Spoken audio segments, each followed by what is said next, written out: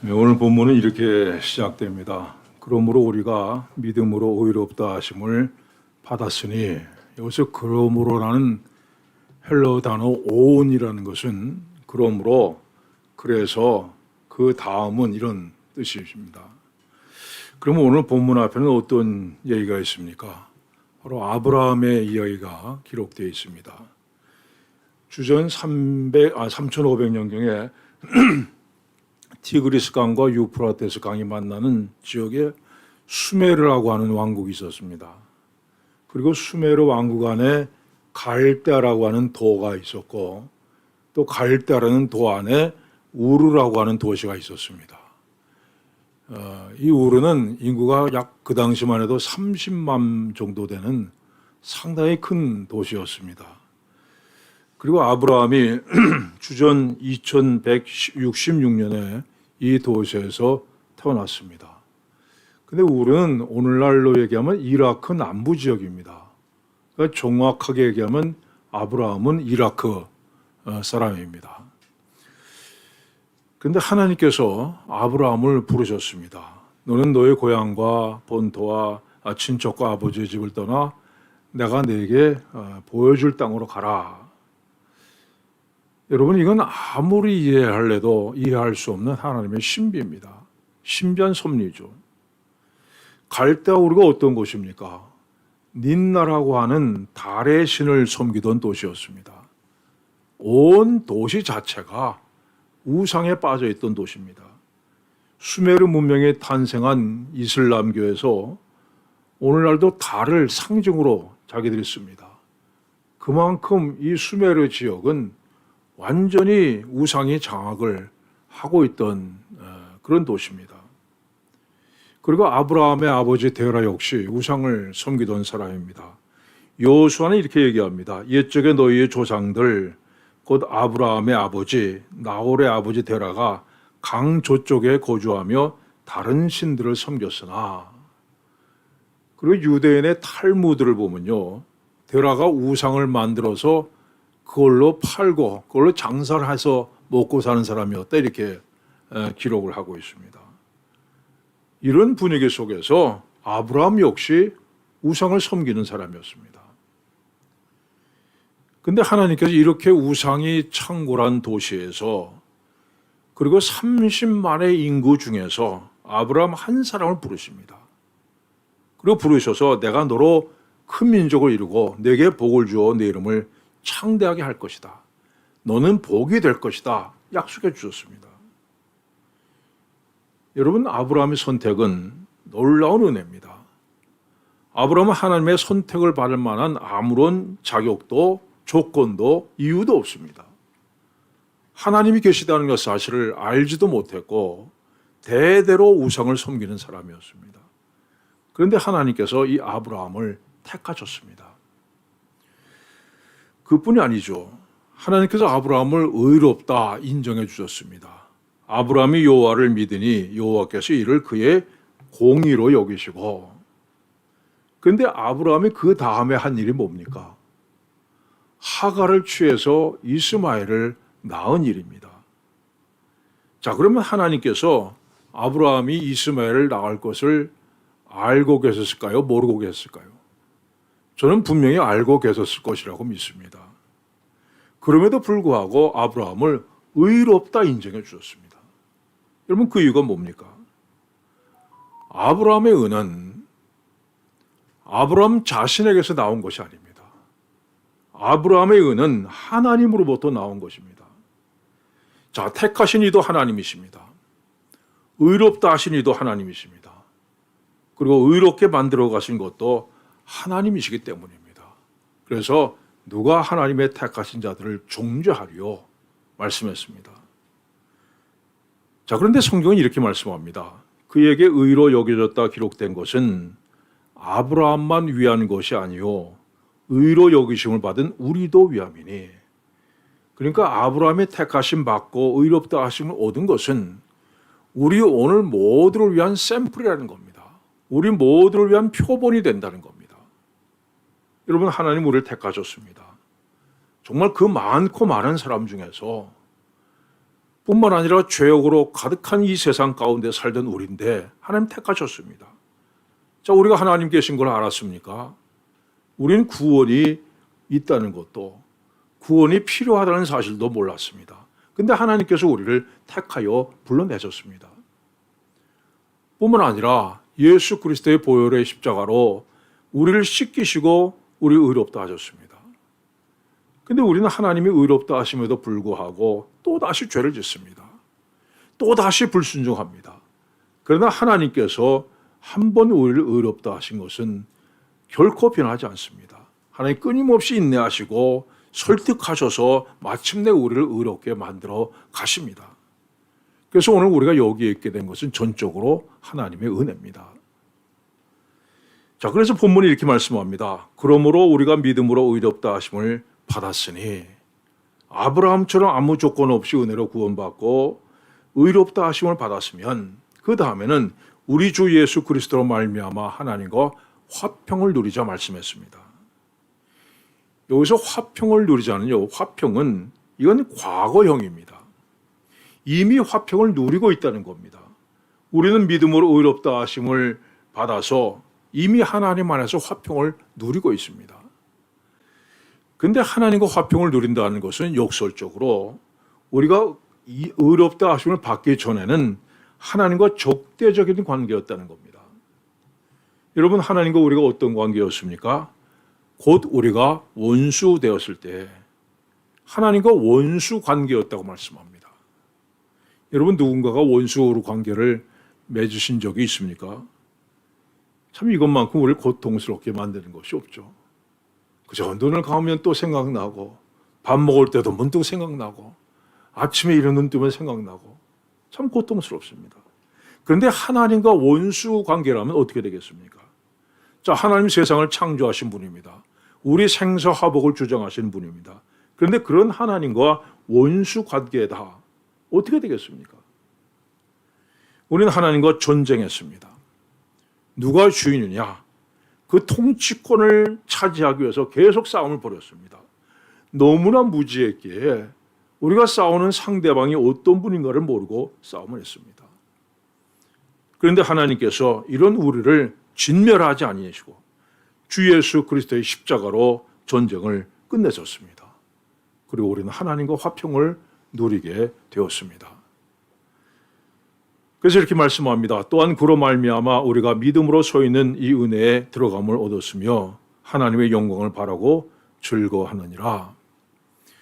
예수님께서 십자가에서 마지막 숨을 거두시는 순간에 성소의 휘장이 위로부터 아래까지 찢어졌다고 말씀합니다. 아래에서부터 위로 찢어진 것이 아니라 위로부터 아래로 찢어졌습니다. 이건 뭘 의미하냐? 여러분, 하나님과 우리 사이를 가로막고 있던 휘장을 하나님께서 직접 손으로 찢으셨다는 것을 말씀합니다. 예수님께서 십자가에 죽으심으로 우리 죄가 깨끗하게 용서받았고 이제는 누구나 하나님 앞에 나아갈 수 있게 되었습니다. 그래서 그로 말미암아 우리가 믿음으로 서 있는 이 은혜에 들어감을 얻었으며 말씀합니다.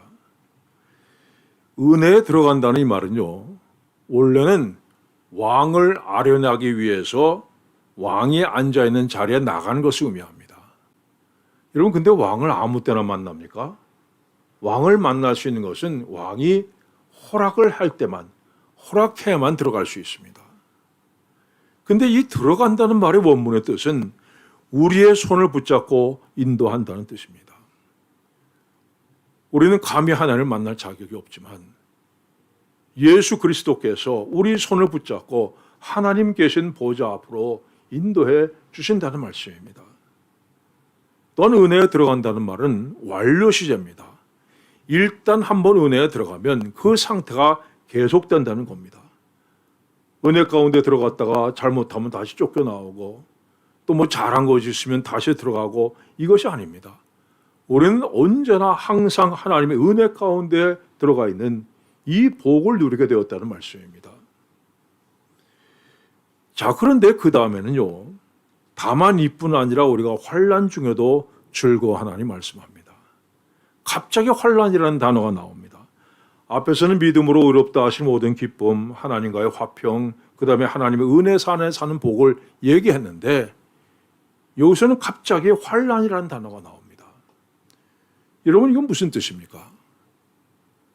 자, 하나님의 자녀로 살아가는 법을 배우려면 어떻게 해야 됩니까?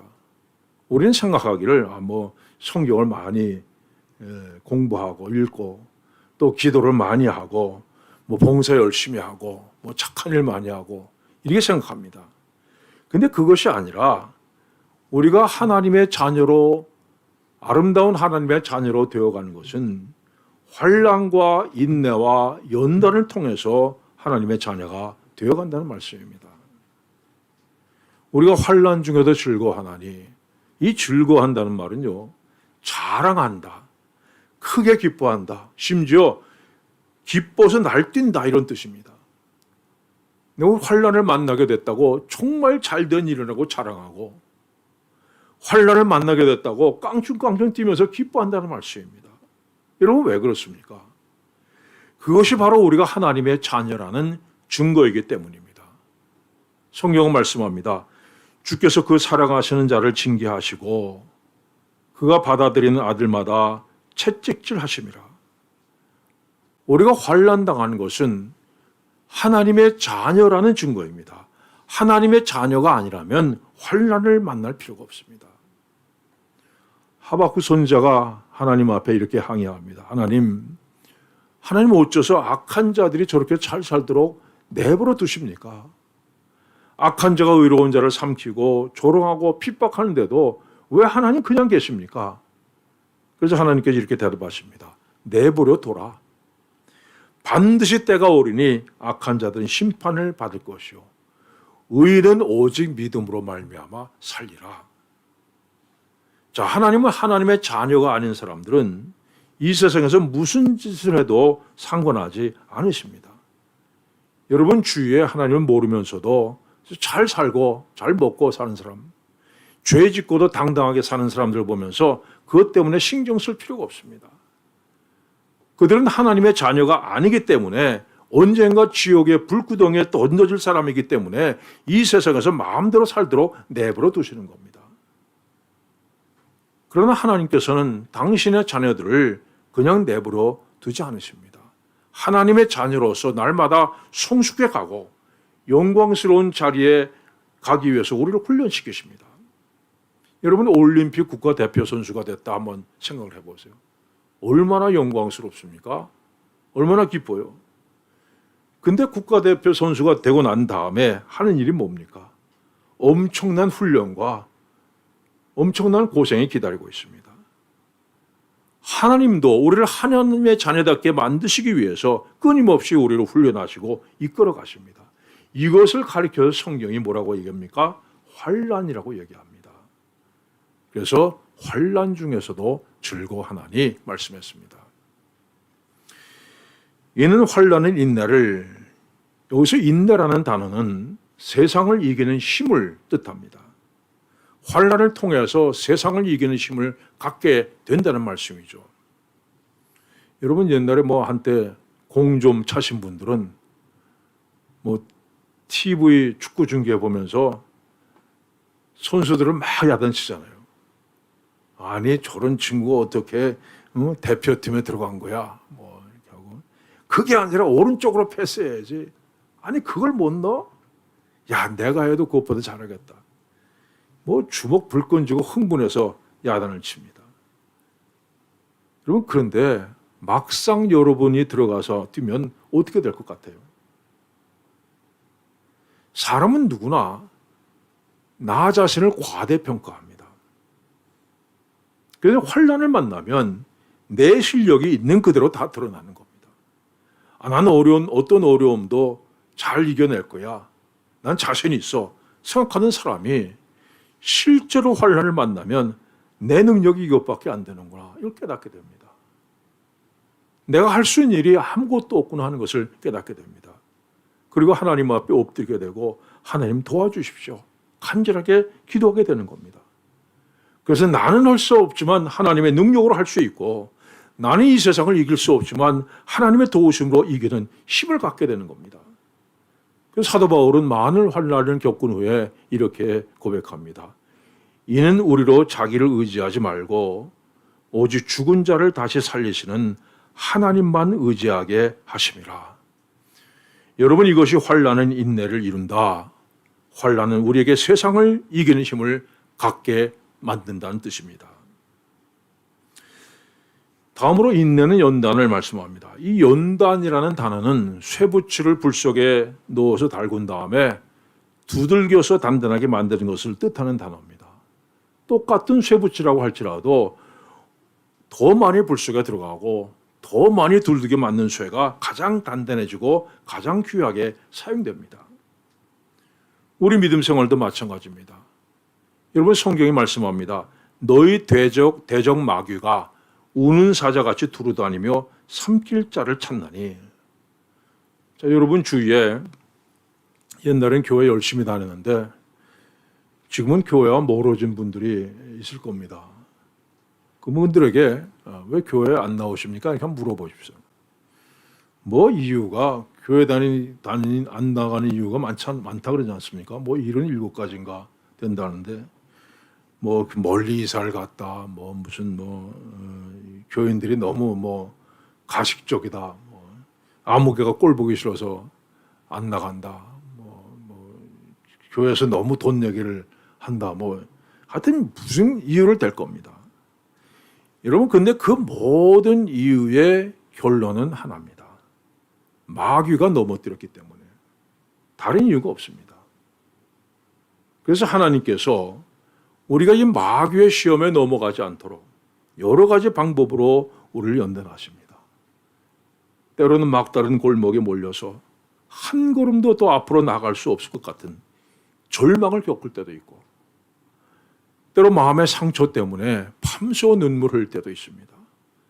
때로는 하나님 말씀대로 사는 것이 너무나 힘들어서 애태울 때도 있습니다. 그러나 우리를 연단하시는 하나님은 그 시련을 이길 수 있는 힘도 주십니다.